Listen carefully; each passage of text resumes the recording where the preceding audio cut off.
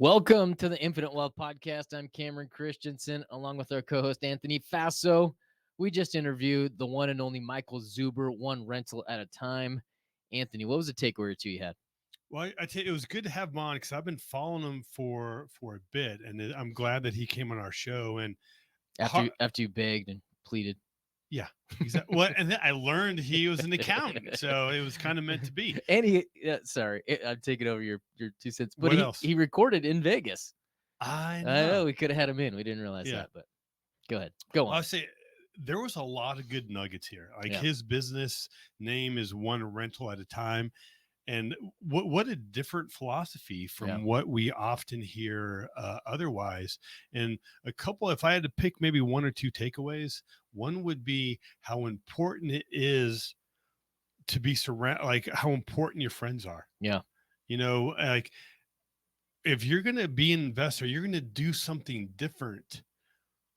You need to be around people who can support you, right? Because when you stumble, because you will, right? But somebody will say, "Oh, you never should have did that. You need to sell and go back to doing your 401k," right? You need people that are supportive. And he also took it a step further about being in a community, because a lot of times your friends, you may need to change your friends. But so how do we find people that think like us? Great way to do that is in a community. And he shared the value that he has in his community, which is a good segue because we are launching our private Facebook group. We will be launching it to our clients first, but then we will be opening it up to the public. So again, an opportunity to be around other like-minded people where you can ask questions about infinite banking, not just maybe to us, but to also people who are actually have been using it. Cameron, what takeaways did you have? Man, in this interview, he shared a sentiment that I don't know if I've heard be shared in any of our previous episodes. And I think I can only think of one other time that I've heard somebody share it from like a main stage at an event, but it was changing your focus on your W-2 job. A lot of entrepreneurs, a lot of social media will vilify the W-2 job. Michael's approach was, man, you should hold this thing in high esteem because that is the key to financial freedom. And I appreciated that. And I think that there's a lot of truth to it. And so I think you guys will find that out as to why he says that in today's episode. So I hope you guys enjoy this. And again, we interviewed Michael Zuber, author of the book One Rental at a Time. He's going to share his journey, which started as being a full-time employee at 30 years old, working insane hours, traveling all over the world, and then growing his rental portfolio from one single house on Norris Drive to currently about 175, 180 doors. Today, he talks about some of the hurdles that many investors who work full-time encounter and the ways he overcome them. Hope you guys enjoy this episode. Take care. If you're an investor or want to be an investor and you're looking to create passive income that exceeds your monthly expenses, then this is the podcast for you. Here on the Infinite Wealth Podcast, we combine the philosophies of Robert Kiyosaki's Rich Dad Poor Dad, along with Nelson Nash's infinite banking concept. Welcome to the Infinite Wealth Podcast. I'm Cameron Christensen, along with our co-host Anthony Faso. And guys, I got to tell you, both Anthony and I are excited today. We've got the one and only Michael Zuber joining us, Mr. One Rental at a Time. Michael, welcome to the show. Thank you, guys. Appreciate it. It's a lot of fun to get to talk to you guys.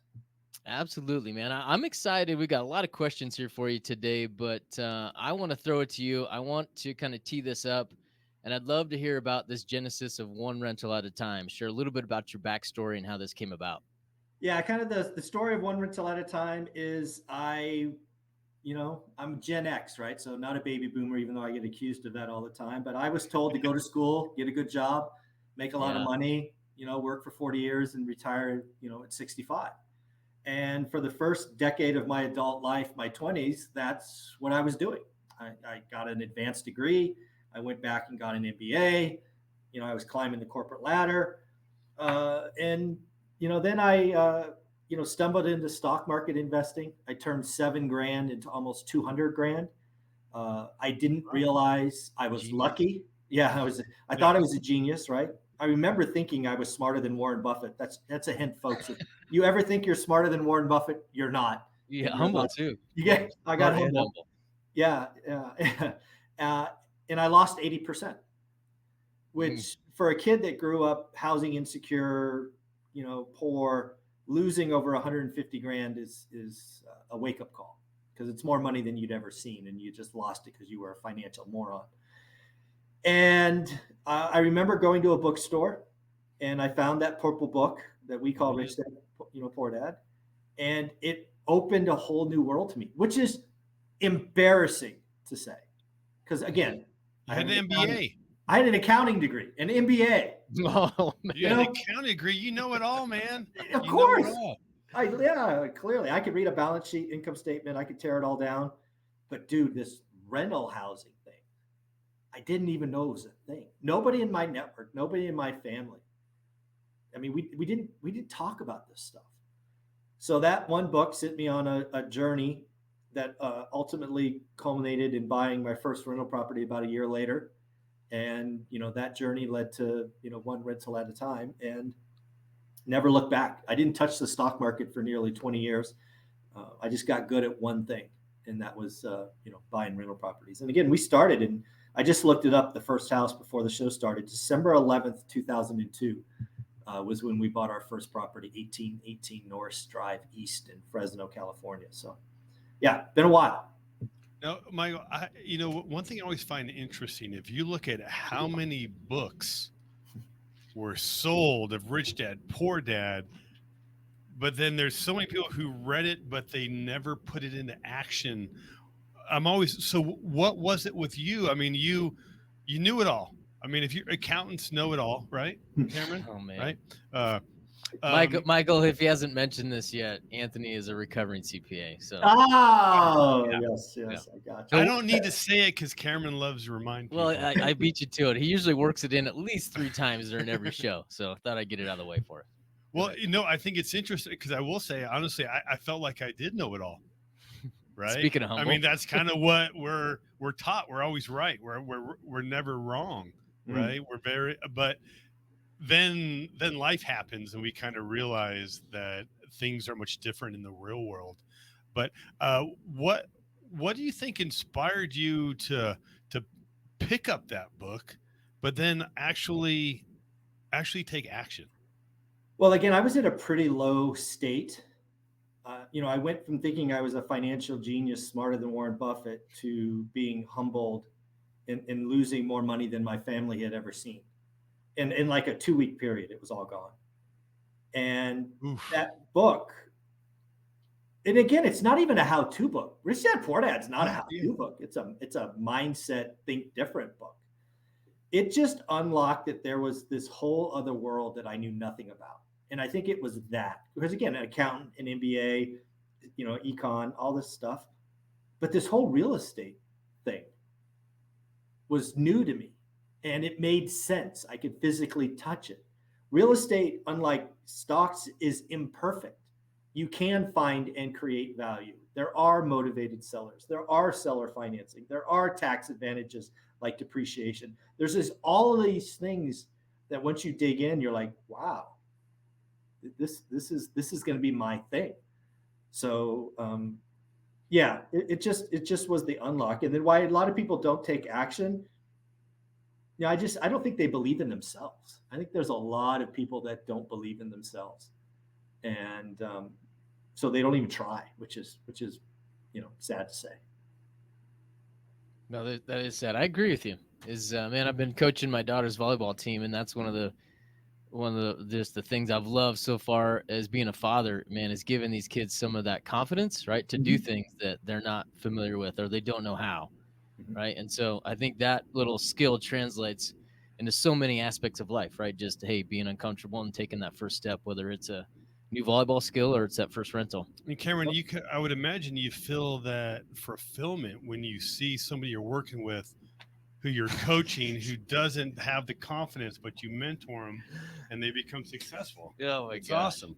Michael, I've got a question for you. Actually, two-parter. One is you said you looked up the first house that you bought right before this show. What did you pay for it when you started investing back in 2002, and what's the value now? Do you still own that? I guess should know. Yeah, that. I'll give you the full story. So we buy 1818 Norris Drive for 107 grand. It rented for 1100. This was 2000. Good so far. That's Yeah, Yeah. so far so good. Sounds good. Again, if you don't remember, like if you haven't been investing before the crash, you know, 2004, 2005 were pretty good appreciation years. So we sold that. We did a 1031 exchange. We sold it for 264, not even 3 years later. So it more than Mm, doubled in 3 years, Mhm. 107 to 264. We moved that equity into an apartment building that we still own today. We still own that apartment today. That the buyer lost it in 2009. It was foreclosed at 75 grand. So my market of Fresno, California went from 264 to 75, right? That's a 70% drop. Its value today, what is that? 15 years later is 367. mm. So, or 337, 337, sorry. Hmm. Michael, thanks for sharing that. I've got some more questions along that line, but going back to kind of when you first got started, you're a W-2 employee, you buy that first one.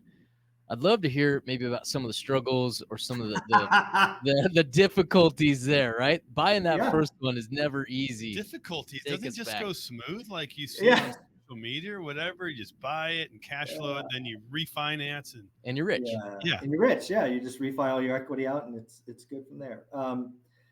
Well, unfortunately, Norris Drive did not go well the Mm, first time. And the sad part is we did everything right. So we don't live in Fresno. We're about 2.5 hours away. So we had a property manager. Mhm. Um, they get a couple that moves in, reference check, income, everything that you're supposed to do was done right. Unfortunately, on the application, there's not a box that says, "Are you going to get divorced?" ooh, This couple ended up getting divorced 2 or 3 weeks, or separated and ultimately divorced 2 or 3 weeks after moving into my new place. The wife takes off immediately. She's gone. She's in New Mexico or something. The husband does not take this well. He quits going to work, loses his job, and near as I can tell, becomes a professional alcoholic. oh, Mm. And because I'm in California, it took me 3 months to get him out. And so no rent. Never. We got the first month and a deposit when they moved in. Never saw another dime. We spent $1,000 on an attorney to get him out. We lost 3 months rent. And as a how do you do, he destroyed the house to the tune of 15,000 bucks after he left. So that's my first story. And again, remember that this is right after I lost my ass in the stock market. yeah. Yeah. So I remember walking into that house already defeated. And again, my wife, my better half, Olivia, she was clearly not happy, but she asked, "Did we do anything wrong?" And we really didn't. It's just a bad set of events. So she said, "Let's try it one more time." So we cleaned it up, we did the repairs, we moved another tenant in, and thankfully that tenant never missed a rent payment, never had a repair issue until we sold that property, 2.5 years later. But yeah, dude, my first, again, I don't know the city. I've never been there. I almost gave up before we got started, frankly. Well, honestly, it's great for your supportive wife to say, let's do it one more time. And so thankful you got a good tenant in there because if you would have had a similar tenant, you'd probably be still maxing out your 401k at your job. No, I would still be working. Um, there's no question. If that second tenant had been anything but just perfect, there's a good chance that one rental at a time doesn't exist. We Well, sell it, we probably take a loss. it's also good that that happened so long ago because if it happened now, from what I hear, that professional alcoholic could be there for a year. Certainly during the pandemic, Yeah. evictions are back down to about 3 months again. So Okay. we're back to normal, at least seemingly normal. Michael, what was your W-2 job? What type of kind of time commitment did that look like at the time? Oh man, I was a enterprise software sales rep. I ran teams. So in the beginning, I ran the U.S. and then ultimately ran the world. So it was not uncommon for me to take off on a Sunday and not come home until Friday. So I had a very demanding job, often 3 cities, sometimes 3 countries in a week. I did 1 million miles, over 100 nights at hotels. It was a very demanding day job. Now, how are you able to still l- learn about real estate and invest with such a demanding job? I broke it down to being very simple and focused. I spent 20 minutes a day. I have something called a buy box, which is just a set of criteria that you put on a realtor.com, Redfin, whatever you want. And you just look at that little set of criteria every day. And when a deal came by, that was a great deal, we jumped on it. And yeah, I was hyper focused. I looked at one criteria for 3 years: 93703, single family home, 3 or 4 bedroom, 2 car garage, 1 story, 1,200 to 2,000 square feet. That's all I looked at. Fresno's a massive market. I looked at that one little, postage size stamp for 3 years, and that's all I bought. Why is that important to have such a specific buy box? Well, in the beginning, I think real estate investing is a skill. It's kind of like golf. If you've ever tried to pick up the game of golf, it's really awkward until you go to the driving range a lot, and then your swing gets better. So by having focus and what I call a buy box, it allows you to build that swing and learn. So by having a very focused buy box for 3 years, I knew that buy box better than any other human being on the planet, and I never lived in Fresno. But because I looked every day for 3 years straight, I knew when something was mispriced, or I knew when there was value to be had, and I could react faster than anybody else. So I think a buy box is everything, certainly for new investors. Now, I look at all of Fresno, but you can't start there. You got to start small and build from there, in my opinion. Speaking of building, what kind of pace did you go at, Michael? Right, when you're looking at houses, you started with one, and what did the second, third, fourth, fifth look like? So we got to 8 houses by 2006. So what's that? 4 years. We did basically one every 6 months, 7 months. Um, and then the market was wacky, as we talked about with Norris Drive. So we 1031 all of our houses, and we moved to 80 units. So we went from 8 to 80 units in about a 9 month window. No new capital, right? It was all equity. And then the crash happened, and we bought the whole way down. We went from 80 to probably 150 in by 2011, 12. Then Wall Street showed up and they started changing the game. So we've done deals every year, but we really had two growth spurts: one in '06 with the 1031, and we did a lot of buying in 11 and 12. Did I hear that right? Single family, switched to apartments, and then went back on kind of the downswing. Is that right? Yeah, To yeah. So single we're family. about 50-50 house, residential and commercial. If you look at our What portfolio, what was the factor? What was the driving force between 1035 and from single family over to apartments? uh, just better yield, better return Was on it? cash. It wasn't even close. You couldn't cash flow $264,000 home on 1,100 rent. It just doesn't Yeah. work. But you can cash flow a 10 unit building at 50% LTV, all day long. So Now, your stance is, in the name, one rental at a time, but you kind of hear some others, like I recently heard Grant Cardone saying, don't even buy a house. You need to invest in a fund, particularly maybe his fund, yeah, right? But it's funny how um, that goes. Yeah. Hmm. but I mean, a lot of times people are like, I want to go fast. I want a multifamily. And then Yeah, maybe they skip to syndications or yeah. So bigger is better sometimes, right? Bigger is better sometimes. Now, I get it. It's a sales pitch, right? One roof, one this, one that, blah, blah, blah. None of that means a hill of beans. It's all about the best yield. I'm going to buy whatever the best return on capital. I want to buy the asset that gives me the highest return. It's not about unit count. I don't care what Grant says. It's about the return on capital. The other thing I'll say is the bigger the name, the lower the return. It's just how it works, right? And then lastly, I think most people fundamentally change their life and probably next generation's life with only 4 rental properties. You don't need hundreds. I've known people to be financially free and quit their jobs at 10, 12, 16 units. You don't need hundreds. It's just BS social media nonsense. Why do you say four? What? It's just math, right? I think if you buy 4 properties anywhere in the country over the course of 30 years, that's going to be over $1 million, probably over $1.5 million. If you have your tenants paid off over 30 years, your retirement is fundamentally life changing. It's just, one's not enough and you don't need 10. Yeah. Four is just a nice, I think. And again, part of my one rental at a time story is I want everybody to know it's possible. Everybody can, if they want, get 4 rental properties in the space of a decade. If you just do that, by the time you're 65, life's good. And I love that sentiment, right? Is we talk to a lot of people that are typically a W-2 job. They're not happy with it. They're looking for something, right? Real estate to be that savior to get them out of it. But they're just in pure panic mode, right? They feel like they're behind, like everybody else is so far ahead. And man, I love the message behind one rental at a time, right? One every 6 months, 2 or 3 a year, right? And just kind of stay the course. Yeah. And man, yeah, I appreciate that. Oh, What else would you go ahead? No, I just want people to know I actually think the wealth, right? Building wealth is a very simple process. It's only 3 steps.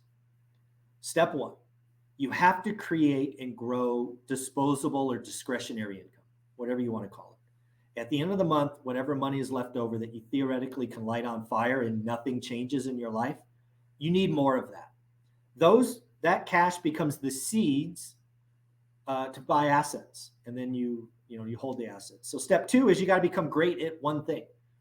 I hate the idea of I'm going to do this and that and this and that. You never get good at anything, let alone great. I got great at buying single family homes in my buy box. And because I did, and I was focused, I found all the great deals. I got 8 of them, and then we moved on from there. And then the magic of number 3 is 10 years. If you can do step 1 and step 2 for 10 years, your chances of becoming wealthy are outstanding. It's that simple. And you're going to be alive in 10 years anyway, so, invest like it. What about today, man? Is right? You look at kind of the current market today. We've got high prices, high rates. Right? Is buying kind of a cash flowing rental property a probability or likelihood for a lot of people right now? Absolutely is. And I would tell you the real estate market today is better than it's been in the last 2 years. What do I mean by that? It's finally not a stupid seller's market. The whole key to this real estate investing game is finding somebody who needs to sell, not wants to sell, needs to sell. They have a problem that selling this thing will fix. And if you can find something that needs a little work, a little love, your chances of finding a motivated seller today are 100 times better than last year. And in another 6 months, it'll be 1,000 times easier to find a motivated seller. It's never easy. They don't just raise their hand.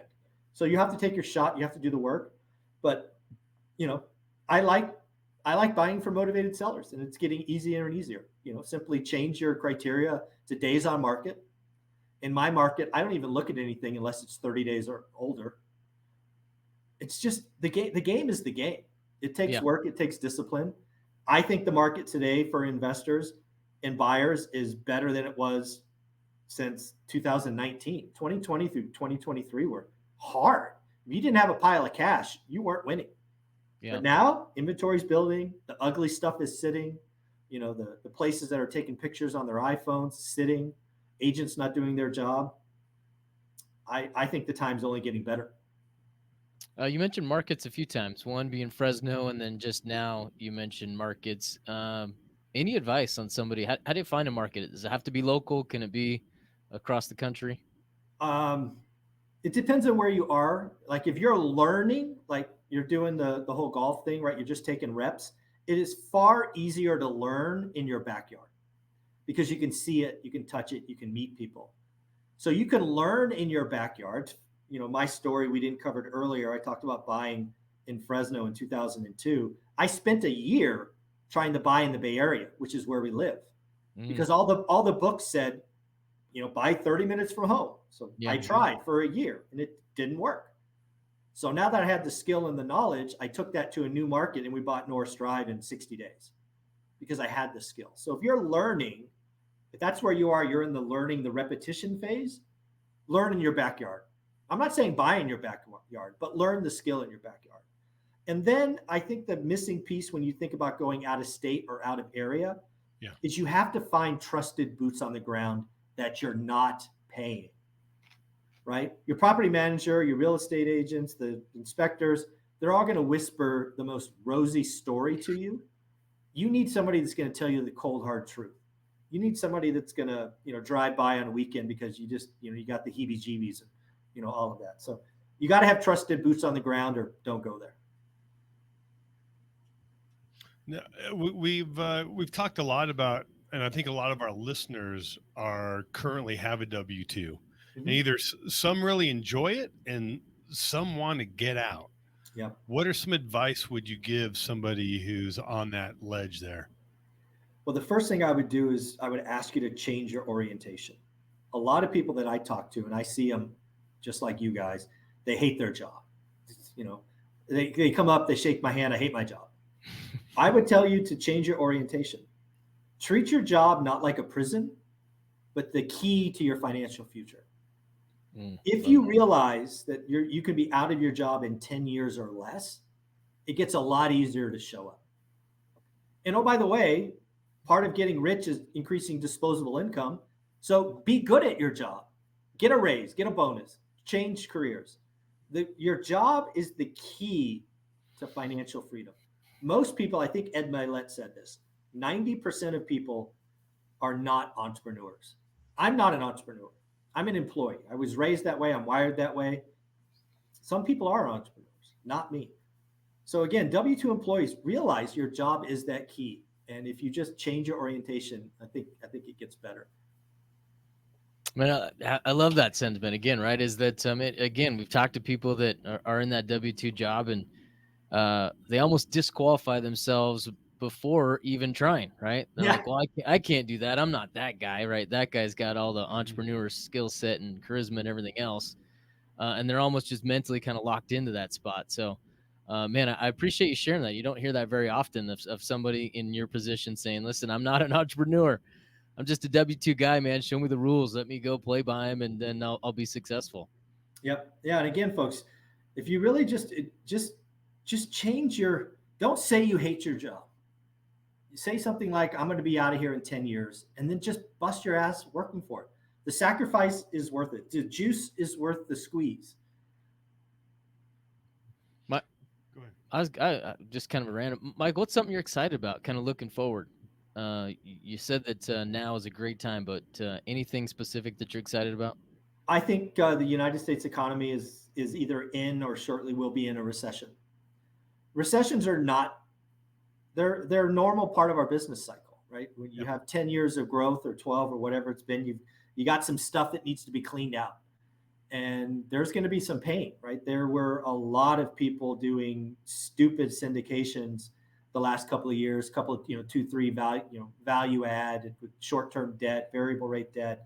All that equity is going to be burnt and wiped out. But there's also going to be tremendous opportunity. Yeah. So recessions are where wealth is made. It's where life-changing legacy wealth can be built in a recession. So having been through, a couple of nasty ones in my adult life, I'm frankly excited for what's coming because I knew it was coming. They always come. You prepare for them and you can go ham. And again, the beauty about a recession is it's not always about price. Sometimes it's about terms. And when you're a seller that needs to get out, sometimes terms is the right answer. So I fully expect to 1031 exchange like I did last time. I will sell my houses, which I think are, great, but they're going to be richly priced. And I'll 1031 into some busted, multifamily deals and we'll double or triple our portfolio. So that's what I'm excited about. One of the things that we often tell clients is that, right, to be successful is you got to be in community. I know you've got kind of a community and you transferred from there, but I think you started with a kind of a private Facebook group and then you've transitioned over to school. Tell us a little bit about that journey and why you made that decision. Yeah, so we'll give you the full story. So I write a book, One Rental at a Time, that becomes a bestseller, a lot of notoriety. That becomes a YouTube channel. Ultimately, I created a course called How to Get Started One Rental at a Time. It's stupid priced at $400. But because I had that course and it was selling, I created a private Facebook group just for those students, private. So you have to, Yeah. qualify to get in. The reason I created it is because I just wanted like a place to have FAQs, frequently asked questions. That was my brainchild. Mm-hmm. Little did I know that now nearly 2,000 students are in there. It has become a very active community, networking, accountability groups. I barely post in there anymore. It's just grown into this That's cool. own momentum, right? It's this amazing vortex. But about 6 months ago, I was trying to share some important things about the economy and the market. And I realized that my reach as the owner of the freaking community was highly limited. I would put out something that I wanted everyone to see, and less than 10% of my students saw it. And that's unacceptable. So again, the community's not going anywhere. But when I need to communicate with my community, it wasn't letting me do that. So I decided to try to create an online community where I can control and have absolute reach. And that led me to school. So now I have a school community. It's only a few weeks old. It's almost 200 folks. I do charge a measly $20 a month because I want you committed, right? You pay attention. Yeah. But the reason I like school is my reach. Like when I put something out, everybody sees it. Second, it allows me to do these calendar links where I can now do live streams with just my students. And I could bring in other millionaires and they can ask questions. So I'm basically taking all of my millionaires and my students and allowing them to interact and ask deeper questions. And then, you could put courses there. So I have $1,000 boot camp course that I gave away for free in the school community. So school, I expect the school community to be, 1,000 plus folks, hopefully in a year or so. And, I hope there's a time where every day there's something happening in the school community. I mean, I want to see the calendar full up.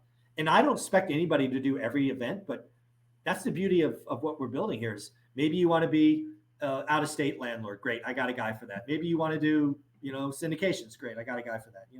It's just a more flexible platform. And as the owner, I have absolute reach. So that's why I went from private to school.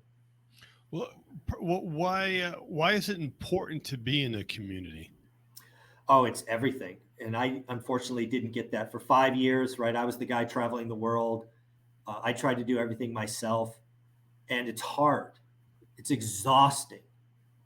Being in a community, just sharing what's going on in real life, and you get the lessons, you get to learn, you could get support.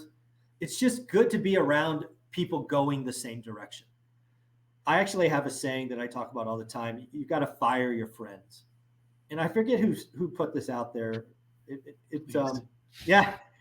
Sorry, Cam. Sorry, buddy.